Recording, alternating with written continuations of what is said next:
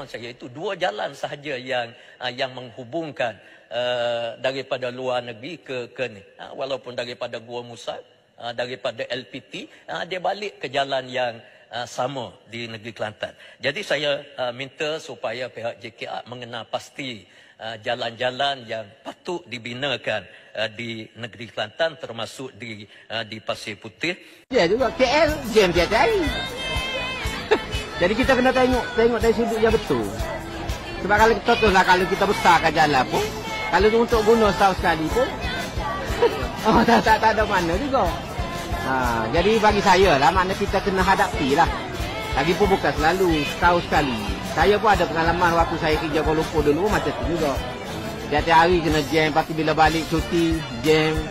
Jadi kita kena terima lah hakikat tu.